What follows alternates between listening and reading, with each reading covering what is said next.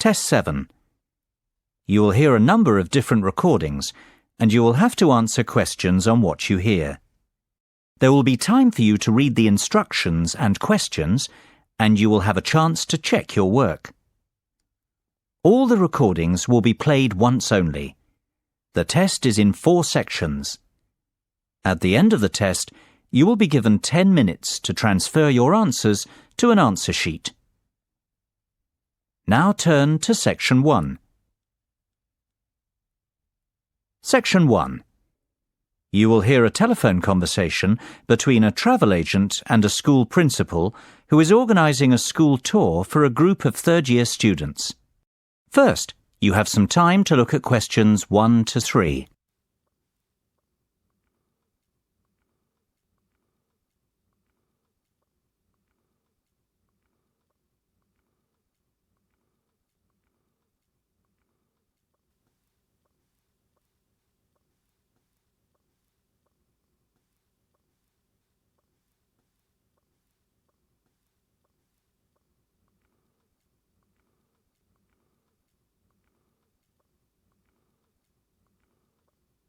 You will see that there is an example that has been done for you.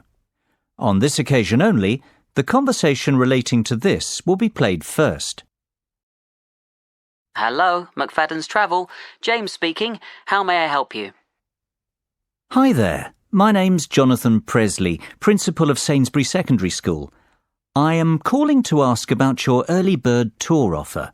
I saw it advertised in the Evening Herald yesterday. Certainly, Mr. Presley. What would you like to know? Oh, please. Jonathan will be fine. Of course, Jonathan. How can I help you? Well, the first thing I'd like to know is, how long is your offer valid for? My third-year students are planning a holiday in early April. Will they qualify for the discount? The good news is, our special offer runs until the end of May. Oh dear, March. That's terrible. We've just missed out. On the contrary, Jonathan, it's May, not March. You will qualify for the discount. Oh, fantastic! The offer finishes at the end of May, so the answer is C. Now we shall begin. You should answer the questions as you listen, because you will not hear the recording a second time. Listen carefully and answer questions 1 to 3. Hello, MCFADDEN's Travel. James speaking. How may I help you? Hi there. My name's Jonathan Presley, Principal of Sainsbury Secondary School. I am calling to ask about your early bird tour offer. I saw it advertised in the Evening Herald yesterday. Certainly, Mr. Presley. What would you like to know? Oh, please. Jonathan will be fine. Of course, Jonathan. How can I help you? Well, the first thing I'd like to know is, how long is your offer valid for? My third-year students are planning a holiday in early April. Will they qualify for the discount? The good news is, our special offer runs until the end of May. Oh dear, March. That's terrible. We've just missed out. On the contrary, Jonathan, it's May, not March. You will qualify for the discount. Oh, fantastic! And I'm only just getting started. The best news is yet to come. What do you mean? Well, tell me now, how many students are you planning to take on this tour? I expect there'll be about 45 students and 3 teachers accompanying them. Why? Are there any further discounts? There are indeed. We do a 25% discount on groups of up to 40 people. For you, we can offer an even better rate, a 50% discount. Wow! Is that on top of the 15% early bird discount? It most certainly is, which makes your total tour discount, 50 plus 15, 65%. Surely there's a catch. This is too good to be true. Well, there is a condition that you must choose your destination from a list we have selected. You can't book a tour to just anywhere in the world with this discount rate. I see. And would Madrid be on that list by any chance? I'm sorry to disappoint you, but we do not offer this rate on tours to Madrid. However, we have an excellent all-inclusive 7-day Barcelona tour which is available. How does that sound? Sounds interesting. What is the total cost per student? Let's see.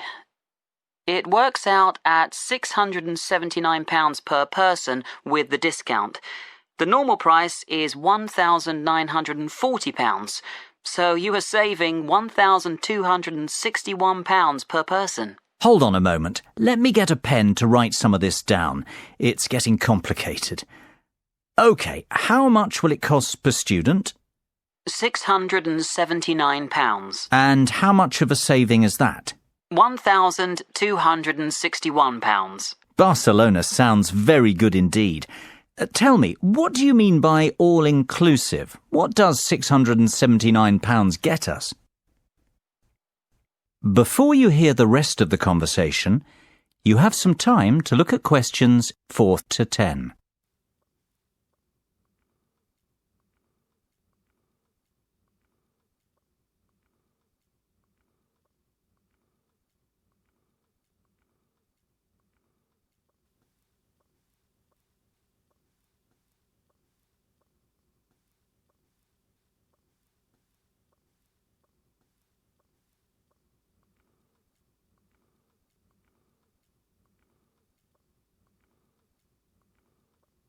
Now listen and answer questions 4 to 10. Well, that price covers flights, 3-star hotel accommodation and extras. James, I must say I'm very glad I called you this morning. This is a fantastic deal. It covers flights, accommodation and what else? Plus airport taxis, breakfast every morning, a city tour and theatre tickets. Great! And what about the teachers? The teachers can travel free of charge with the students. Well, I might just go on this tour myself. I've always fancied a trip to Barcelona. But for the children's sake, of course. Of course. Now, let's get to work on the booking. Exactly when were you planning to leave? The 7th of April, if possible. Yes, that's available. And can you confirm the exact number of students, please? It's either 44 or 45. Let me see. Yes, 45. Exactly 45 students. No, sorry, in fact that's 46. I forgot about Jenny McCarthy. She sent her application in late, so it's not in the same pile as the rest. So that's the 7th of April and 46 students, correct? Yes, perfect. And 3 teachers. Is there a morning flight? Yes, your flight is at 7 a.m. on Monday the 7th of April. Arrive at the airport 2 hours before departure. The flight will take about 2.5 hours and you'll land at 10:30 a.m. local time. How does that sound? Sounds great. Can I give you my email address to confirm the rest of the details? Of course. It's jonathan.presley@sainsbury.com. That's JONATHAN.PRESLEY@SAINSBURY.com. And we'll pay by credit card if possible. That'll be perfect. What's your card number? It's 6676 6654 9743 1251. Expiry date 01 Jan 2015. And the name on the credit card? That's my own, Jonathan Presley. So £679 times 46 students. I'm going to charge £31,234 to your credit card. That's the total cost. Sounds fine. Great. Well, I think that's all we need for now, Jonathan. It's been a pleasure doing business with you. If you have any questions, please don't hesitate to give me a call. We'll be in touch next week to confirm the booking details. OK, and thank you very much for your help, James. Bye for now. Bye-bye, Jonathan. Speak soon. That is the end of section 1. You now have half a minute to check your answers.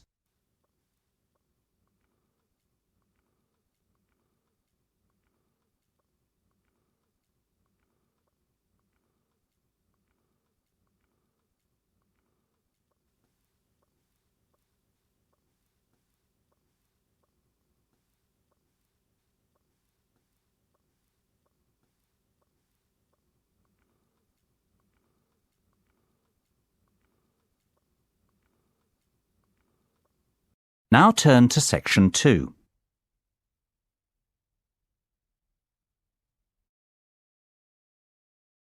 Section 2. You will hear an extract from a talk about the history of motor racing. First, you will have time to look at questions 11 and 12.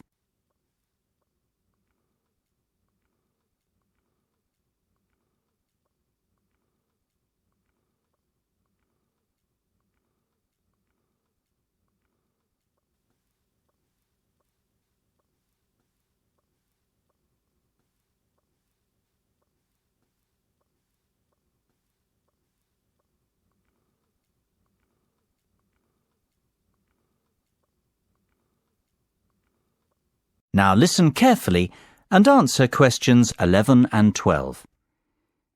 Good morning and welcome to the programme. This week we're continuing our series of features on motor racing, and I am delighted to welcome to the show David McWilliams, widely recognised as the most knowledgeable motor racing historian in England.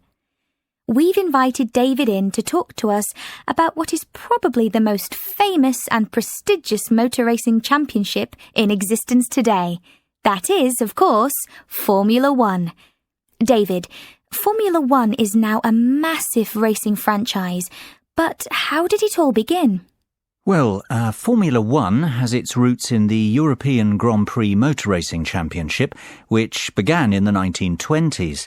After World War II, the Grand Prix was transformed into a new championship format, the one we are familiar with today, Formula One. The formula stands for the rules which all the drivers and manufacturers must respect.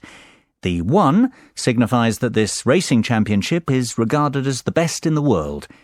The first World Championship race was held in 1950 at Silverstone in England.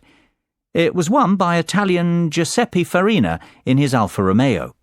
Farina narrowly beat his teammate Juan Manuel Fangio of Argentina to the title, yet it was Fangio who would go on to dominate the sport for the rest of the decade, winning 5 world championships. As the years went by, the sport became a global phenomenon and grew from strength to strength, becoming the biggest commercial sport on the planet.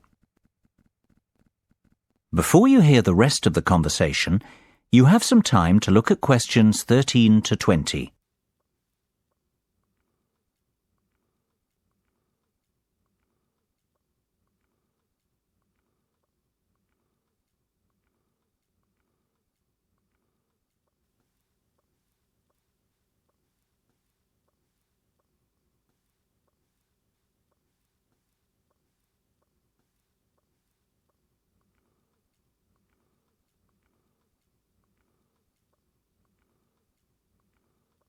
Now listen and answer questions 13 to 20. There's no doubt that Formula One is big business today, David, but what about the real heroes, the great drivers of Formula One, past and present? Who stands out as the best, in your opinion? That's an almost impossible question to answer, but I could narrow it down to 3 or 4 amazing drivers. Take your pick from any one of them. I'll start with the Grand Master of Formula One, the great Fangio, who I've already mentioned. He dominated the sport throughout the 1950s, winning 5 titles in all, his first in 1951, his last in 57, a record that stood for 46 years. Indeed, he was the first multiple championship winner. Fangio was a fiery and spirited Argentinian who never gave up.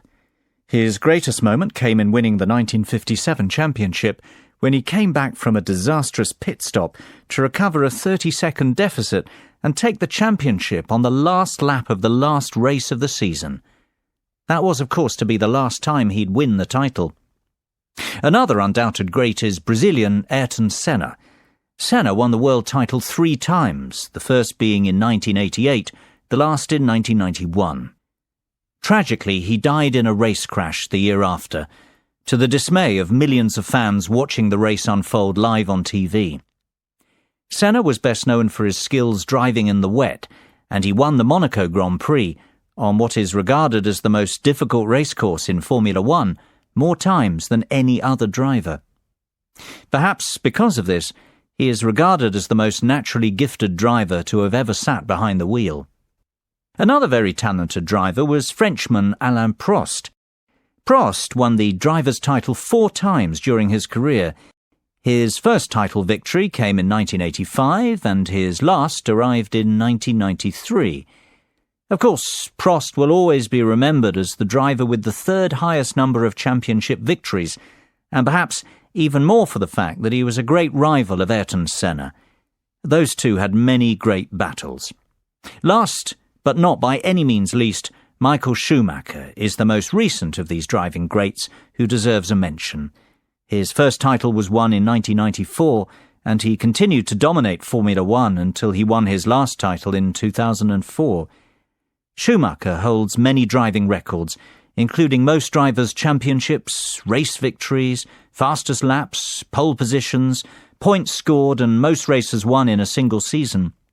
He is also regarded as the greatest driver on paper, having won 7 world titles. It sounds like Schumacher is in a league of his own. Is he not clearly the best then, David, based on his record? It's not that simple, unfortunately. These drivers all raced in different eras with different cars and under different circumstances. I don't believe we can say one was the out-and-out best, but rather that each was the best of his time. That's praise enough. That is the end of section 2. You now have half a minute to check your answers.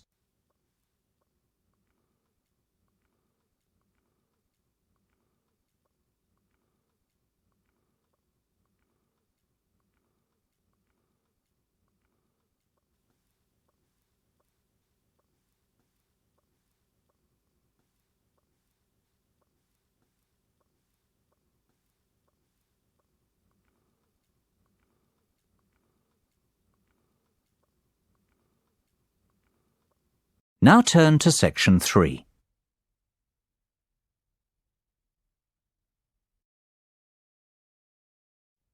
Section 3.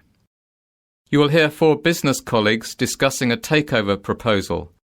First, you have some time to look at questions 21 to 27.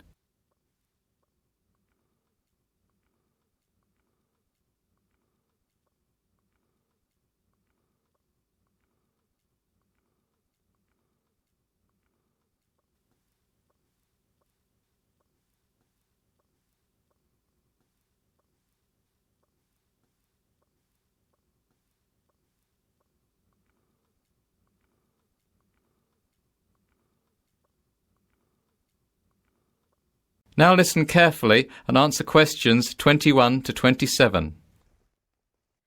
So, let's go over this again. We don't want to make any mistakes, and we all need to agree we're making the right decision. Absolutely. We'd have to spend a lot of money to buy Bizz Educators Inc., almost £10 million. So let's get this right, otherwise it'll be our necks on the line. Well, I for one think this is an excellent opportunity for our company to expand and break into a new market. I say we should go ahead with the takeover. At £10 million, Bizz Educators is good value for money. OK, Dave, I know you're very much in favour of the acquisition. How about you summarise the plus points of this venture for us? Mark, you're less certain and you've highlighted some issues already. Will you summarise the downsides? I'd be only too happy to. Right then, Dave, let's start with you. Why is this proposal so attractive? What are the upsides? It's simple economics. Bizz Educators has a proven track record and is an industry leader. It is a well-respected company with a great name, has generated excellent goodwill, and has consistently made a gross profit of more than £500,000 per annum with a great shareholder return. Yeah, but what about the net profit? That's not nearly as high. In fact, last year it made a net loss of £100,000. Mark, that's only because it invested in a new manufacturing plant. That's a long-term investment to secure the company's future. In fact, it's a good thing, not a bad thing.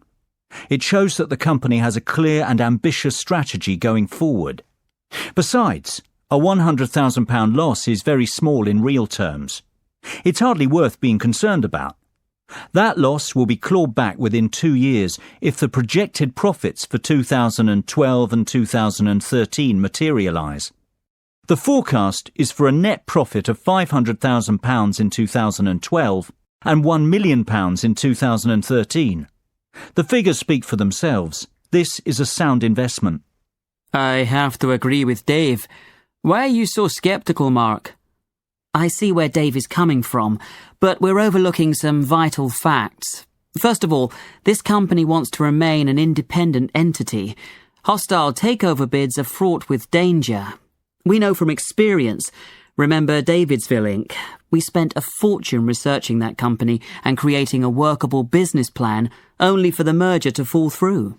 Mark's right. It is always difficult to buy a company that doesn't want to be sold. Davidsville was a disaster. Continue, Mark. That's not my only concern. I'm also worried that Bizz Educators is a production-based company. We have no experience running companies like that. Our market is investment banking and trading. We would have to hire outside managers to run Bizz Educators for us. That's going to cost more money. Look, I'm not saying it can't be done. I'm just saying this is a high-risk venture. Plus, there's no synergy. Our business is totally different, so we can't save costs by combining departments. Well, we can certainly see that this decision is not straightforward by any means. Maybe, but we have to come to a conclusion soon. It's almost 5 o'clock. What's the hurry? Can't we postpone our decision and discuss the takeover proposal again tomorrow? Mark, have you forgotten that we have to have our conclusions ready for tomorrow's board meeting? That's when the official decision will be made. Before you hear the rest of the conversation, you have some time to look at questions 28 to 30.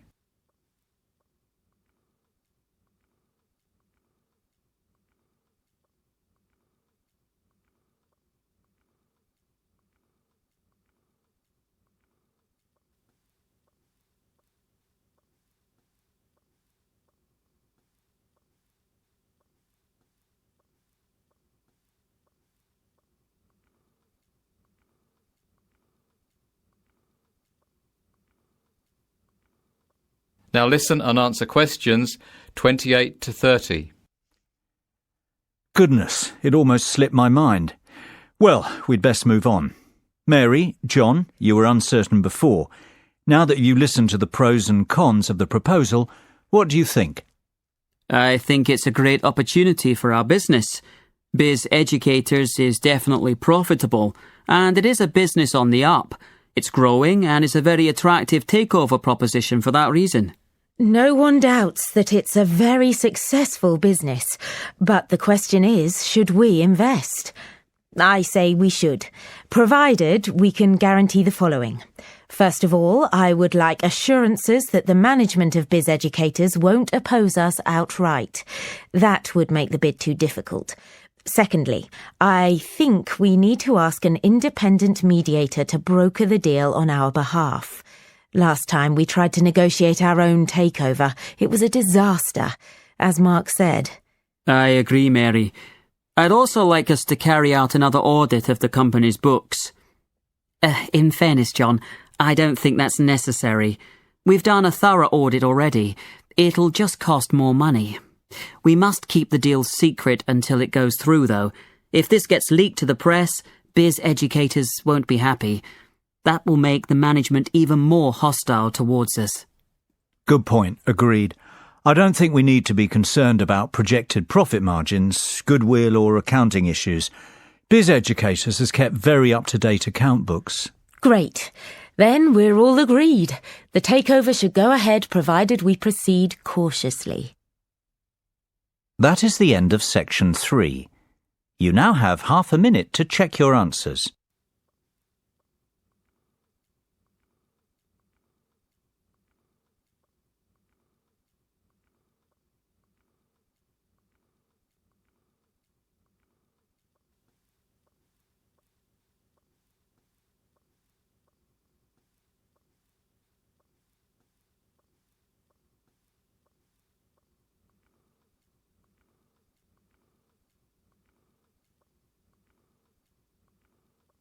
Now turn to Section 4.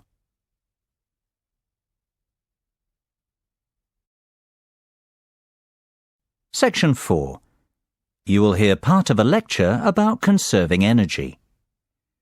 First, you have some time to look at questions 31 to 40.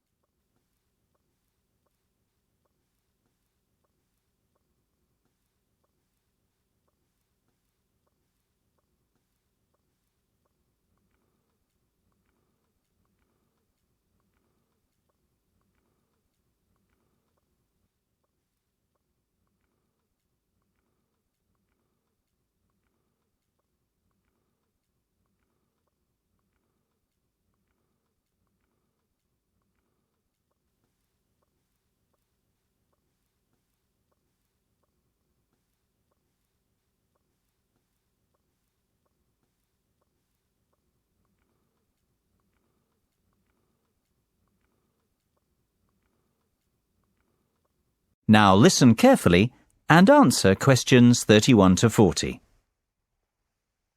I'd like you to give a warm welcome to our guest speaker today, Dr. Sophia Martin from the Faculty of Science. Dr. Martin is an expert in energy conservation, and she's going to talk to us about ways we can conserve energy in the home. This is a very important subject, as the world we live in is facing dramatic and potentially destructive climate change as a result of our excessive wastefulness and aggressive exploitation of natural resources. Thank you for the kind words, Alice. You are quite right. We face an unprecedented climate crisis, and it is up to each and every one of us to do our bit to help stop global warming. Believe it or not, if we all took some simple steps, we could dramatically reduce our carbon footprint and help protect the environment. It is not a cliché. It is not silly nonsense talk. One person really can make a difference, and I hope that after my speech today, you will understand how. But first, what exactly is your carbon footprint? Basically, it's how much you pollute the environment as an individual, or rather what volume of greenhouse gas is emitted into the atmosphere because of your day-to-day activities. The key to stopping global warming is for each of us to reduce our carbon footprint. And if we conserve energy in the home, we can achieve some truly dramatic results. Our homes are actually very inefficient from an energy conservation perspective. Indeed, more than 65% of all homes aren't insulated enough. This means that they lose heat, and that homeowners waste a lot of energy, not to mention money, on heating during winter. So, the first step is to fit adequate insulation in the attic and outer walls of your home. This can reduce your heating bills by as much as 25%. What's more, the government offers grants to people who want to have their homes re-insulated, so it isn't a very expensive process, and you will probably recoup your investment within a couple of years. I would encourage everyone to consider this course of action. Both your wallet and the environment will thank you. Believe it or not, there are even simpler things we can do. For a start, never paint your interior walls in dark colours. Dark colours absorb heat. Therefore, you will waste more energy trying to keep your home warm. Always use light colours on interior walls. Did you know a dishwasher that is 50% full uses almost the same energy as one that is 90% full? The moral of the story is to wait until your dishwasher is packed before switching it on. It'll save you and the environment. The same is true of most household appliances, so try to use them only when necessary.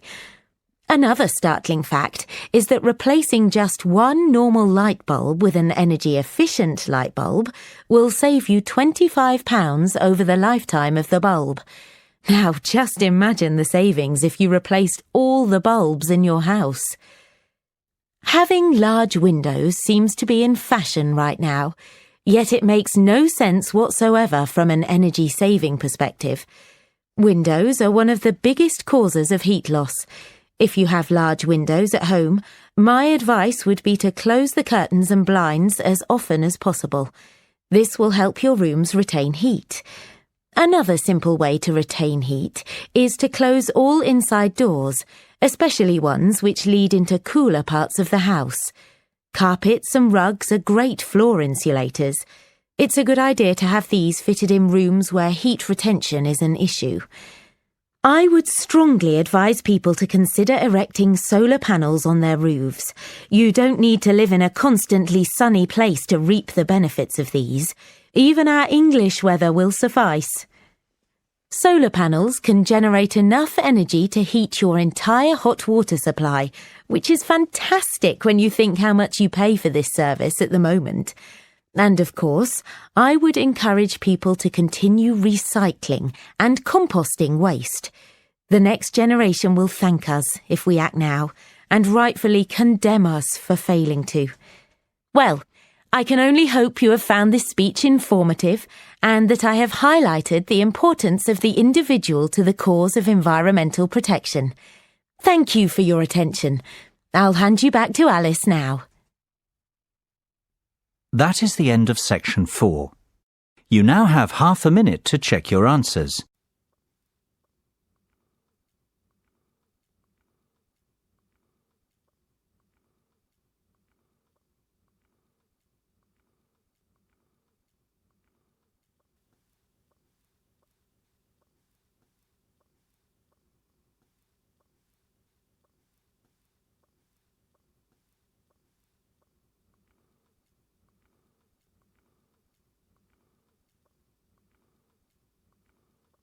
That is the end of the listening test. In the IELTS test, you would now have 10 minutes to